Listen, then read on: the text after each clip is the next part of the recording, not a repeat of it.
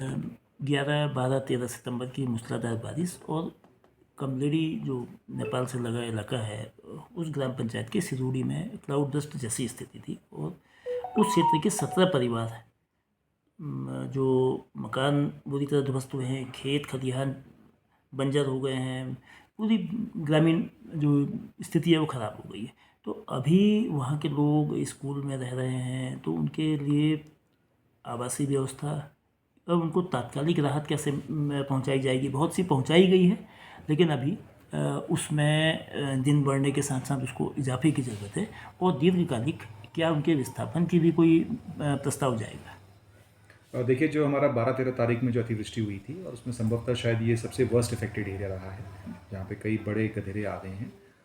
Interestingly वहाँ पे संपत्ति को भी नुकसान नहीं हुआ है, लेकिन वो जो पहाड़ है उसमें कुछ दरारें डेवलप हुई हैं, कुछ हमारे एक्स्ट्रा जो है पानी के स्रोत छूट गए हैं, तो उसको हम अभी सेफ़ नहीं कह सकते हैं रहने लायक। तो इसीलिए एहतियातन उन सभी 17 परिवारों को हमने जो है वहाँ के प्राथमिक विद्यालय में शिफ्ट किया है। उनकी जो सभी जो डेली नीड्स की आवश्यकताएँ हैं उनकी वहाँ पे प्रतिपूर्ति की जा रही है। एडवांस राशन वहाँ पे उनको डिस्ट्रीब्यूट किया गया है और हमने भूवैज्ञानिक को जो है वहाँ पे साइट पे भेजा था। भूवैज्ञानिक द्वारा जो है वहाँ पे उसके साइट का जो है वो इंस्पेक्शन कर लिया गया है। उनकी रिपोर्ट शायद 1-2 दिन में हमारे पास आ जाएगी और यदि वहाँ पे ये रिकमेंडेशन आती है कि उनका पुनर्वास किया जाना है, तो फिर हम निश्चित ही उनके पुनर्वास के विषय में भी जो है विचार करेंगे। नमस्कार, मैं चंद्रशेखर जोशी, देवभूमि टुडे में आपका स्वागत है। नेपाल सीमा से लगे रौसाल और रौसाल के पास की ग्राम पंचायत कमलेड़ी का तोक है सिरोड़ी। 13 सितंबर की तकरीबन शाम का वक्त और इस तोक के लिए एक भयावह त्रासदी लेकर आया। मानसूनी आफत, एकाएक क्लाउड बर्स्ट हुआ, बादल फटा और आकाश से नाली के रूप में पानी, यानी कि मूसलाधार बारिश।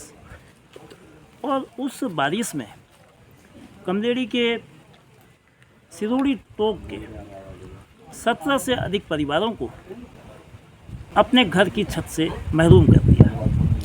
ये तमाम लोग जो चंपावत जिला मुख्यालय में आए हैं, कलेक्ट्रेट परिसर में हैं, 45 किलोमीटर दूर से आए हैं। और इसमें वो लोग भी हैं जो छोटी बच्ची अपनी माँ के साथ आई है, महिलाएं भी हैं और हर आयु वर्ग के लोग हैं, युवा भी हैं, बुजुर्ग भी हैं। और उनकी अपनी एक पीड़ा है। जो नुकसान हुआ है वह इस कदर ख़राब है कि ये सभी लोग मकान को जो क्षति पहुंची है, मकान इस लायक नहीं है कि वो अपने घरों में रह सकें।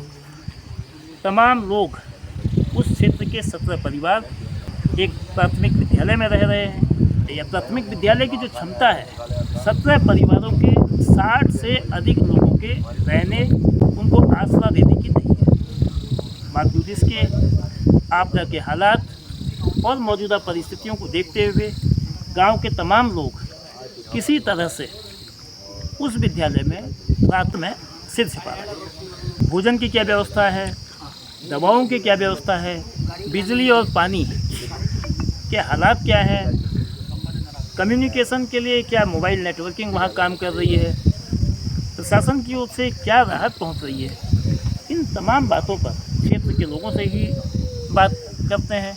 उससे पहले प्रशासन ने ज़रूर संजीदगी दिखाते हुए खुद डिस्ट्रिक्ट मजिस्ट्रेट नवनीत पांडे ने मौके का मुआयना किया था और लोगों को कुछ ज़रूरी चीज़ें जो उनके लिए रसोई गैस का जो LPG सिलेंडर है, खाद्य सामग्री है और कंबल सहित कुछ ऐसी चीज़ें जो उनके लिए उनके रात काटने के लिए उनके रोटी कपड़ा और मकान की जो एक मोटे तौर पे व्यवस्था होती है करने की कोशिश की। लेकिन ये जो प्रयास थे, समय बीतने के साथ आज 12वां दिन है, 13 सितंबर की घटना से आज 24 सितंबर है, ज़रूरी सामग्री की कमी होती जा रही है। लोग किस तकलीफ़ में हैं, तकलीफ़ का समाधान क्या होगा, क्या स्वयंसेवी संस्थाएँ, क्या आम लोग तकलीफ़ें हैं और क्या इन तकलीफ़ों का समाधान क्या होगा और कितनी जल्दी होगा, प्रशासन की पैरवी कैसी होगी, मकानों की मरम्मत कैसे होगी, या जो राहत शिविर है उसको लेकर कोई नई व्यवस्था होगी। जाहिर है जब 17 परिवार के 60 लोग विद्यालय में रहेंगे तो विद्यालय की पढ़ाई भी प्रभावित होगी। पढ़ाई जाहिर है कि ऐसी आपदा में उस कदर महत्वपूर्ण नहीं है जो ज़िंदगी बचाने के लिए, ज़िंदगी को आसरा देने के लिए रात कटना, रात में रुकना ज़रूरी होता है। तो पूरे वाक्यों को जानते हैं। कैलाश राम जी उस क्षेत्र के युवा हैं। क्या हुआ था 13 सितंबर की शाम को और क्या अभी मदद आपको चाहिए प्रशासन से और अन्य संगठनों से, राजनीतिक दलों से? सर, जो 12 से स्टार्ट हमारी बारिश हुई थी, वो 13 तारीख के करीब 11:30 से 12 बजे के बीच में एक भयावह रूप ले लिया सर उसने। जो नाले थे, जो गांव थे, तो नाले से पानी ना बह के हुए बीचों बीच घरों के ऊपर से लैंडस्लाइड हो गया सर, जिसमें हमारा रहना मुश्किल हो गया था सर। उस समय हमें लग नहीं रहा था कि हम कहीं से कहीं तक जान बचा पाएंगे। सारे लोगों को लेकर सर हमने कंधे में जैसे भी करके नाला पार किया सर। उसके पश्चात हम प्राइमरी स्कूल पहुँचे, जहाँ हमने शासन प्रशासन से बात करके स्कूल के ताले को खोलने की गुजारिश की सर। एसडीएम मैडम से बात हुई, जिन्होंने हमें यह अवगत कराया कि आप ताला खोल लीजिए एक आदमी के नेतृत्व में। अब आप ताला खोल के अंदर सुरक्षित सामान रख के आप रह सकते हैं। उसके बाद सर दूसरे दिन, हमारे तीसरे दिन डीएम साहब आए थे, उन्होंने निरीक्षण किया सर। उन्होंने भी यही कहा था कि गांव खतरे से खाली नहीं है, अब जो देखने के से हालात लग रहे हैं। इसके पश्चात उन्होंने हमें भूवैज्ञानिक की टीम भेजी हमारे गाँव में। उनने भी जो हमें मौखिक हमें बताया सर, उनने भी यही बताया कि गाँव में जाना खतरे से खाली नहीं है, क्योंकि जो पहाड़ी है हमारी सर, सीधी ना होके वो ढलान में है सर, और पूरी ऊपर से फट चुकी है सर जगह जगह, जिसमें हमें रहना खतरे से खाली नहीं है सर। अगर इतना छोटा सा ऊपर रोड है, इतना छोटा सा भी अगर 1 किलो का पत्थर गिरता है सर, सीधे घर के आंगन में पहुंचता है। रोड में इतनी लैंडस्लाइड हुई है सर, अगर वो पत्थर नीचे फेंकते हैं, नहीं तो फेंकेंगे किधर, तो सीधे घरों तक पहुंचना है सर। हमें उधर रहना खतरे से खाली नहीं है सर। हम ये चाह रहे हैं सर, हमें कहीं विस्थापन कर दिया जाए, कहीं अच्छी जगह दे दी जाए। जैसे सर हमारे ग्राम पंचायत में, जहाँ हम नज़दीक रहें, और अपने घर में खेतों में जब बारिश ना हो सर, जाके खेती बाड़ी या गाय पालन या बकरी पालन जो हम करते हैं सर, वो कर सकें। क्योंकि सर हम कोई नौकरी पैसे वाले आदमी नहीं है, सारे के सारे हम मजदूर तबके से आते हैं सर। हमारे में सरकारी तबके से कोई नहीं है सर, सब मजदूर हैं सर।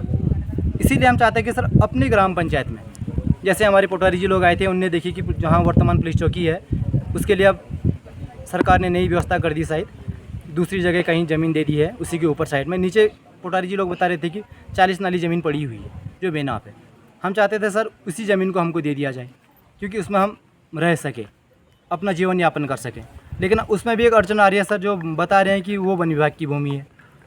अब दूसरी हमारी जगह कोई ऐसी जगह नहीं सर जहां हम रह सके। अब वहां से अगर 10 किलोमीटर दूर हम दिगाली चौड़ रहे हैं सर, वहां पानी की व्यवस्था कहां से होगी हमारे लिए? एक नाली ज़मीन में हम क्या गाय पालेंगे सर, क्या बकरी कर पालेंगे सर, क्या वहाँ से लेबरी करने 10 किलोमीटर दूर साल जाएंगे सर?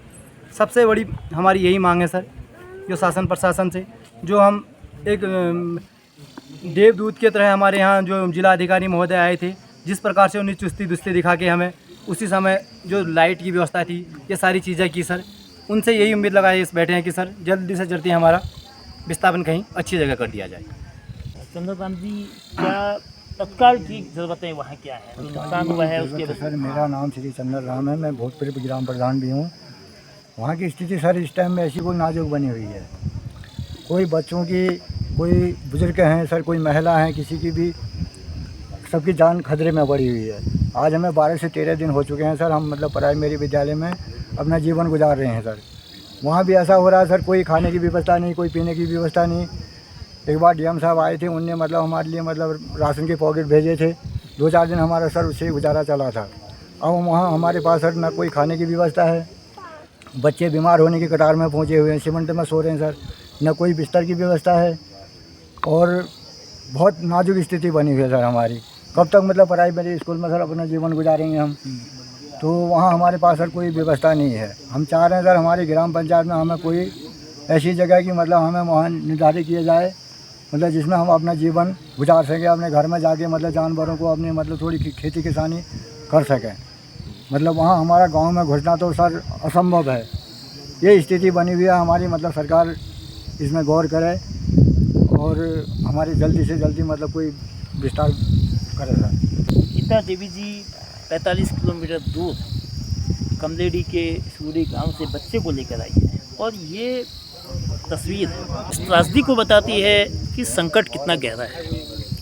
तो गीता जी, बच्चे के लिए दूध की उपलब्धता कैसे होती है इस समय, जो वहाँ मवेशियों को भी संकट हुआ होगा, चारे का संकट होगा, तो दूध मिलता है क्या वहाँ? कहाँ मिलता है सर, लोहा घाट से मंगाते, कभी दूसरे तीसरे दिन खराब हो जाता है दूध, और मंगा के बच्चे गर्म करते फट जाता है, ऐसे गुजारा करते हैं। तो और अन्य क्या समस्याएं हैं वहाँ? खान पान की व्यवस्था को लेकर क्या है? अभी तो सर वही आया था बीच में, वो हो गया राशन खत्म। छोटे छोटे बच्चे हैं, सभी बीमार पड़ रहे हैं वहाँ। कितने 12-13 से ज़्यादा बच्चे हैं, सीमेंट फर्श में सो रहे हैं, सभी की तबीयत खराब हो रही है। ना कोई व्यवस्था है, ना कुछ, ना कम्बल, ना कोई बिस्तर, ना कुछ। तो कमलेड़ी ग्राम पंचायत के सदूरी तोप का ये मंजर, ये तस्वीर एक त्रासदी को सामने लाती है। नेपाल सीमा के करीब का एक गांव है, चंपावत जिला मुख्यालय से 45 किलोमीटर दूर है। वहाँ के हालात, मकानों के विध्वंस, रहने के लिए छत नहीं, पानी की व्यवस्था, पाइपलाइनें अभी ठीक होने की स्थिति में है। जिलाधिकारी नवनीत पांडे ने दौरा किया और उस दौरे से एक मरहम लगाने का काम हुआ। बिजली की व्यवस्था को वैकल्पिक रूप से सौर ऊर्जा के माध्यम से उन्होंने प्रयास किए। खाद्य रसद पहुंचाया गया और रसोई गैस के सिलेंडर भी। लेकिन अब इसमें कमी आई है, यानी कि इन खाद्य रसद की, रसोई सामग्री की, यानी कि जो LPG सिलेंडर है उसकी ज़रूरत है। ग्रामीणों के लिए सबसे बड़ा संकट कि रोजी रोटी का है तो उनकी छत का भी है। कितने दिन स्कूल जो राहत शिविर के रूप में काम कर रहा है वहाँ रहेंगे। यद्यपि 60 लोगों का एक छोटे स्कूल में रहना बेहद चैलेंजिंग काम है, और इन सब के बीच शासन कितनी तेज़ी से ये कवायद कर सकता है कि जो आपदा के जो जख्म है उसके मरहम लगा के पीड़ितों के आंसू पूछने का इंतज़ार बस इसका होगा।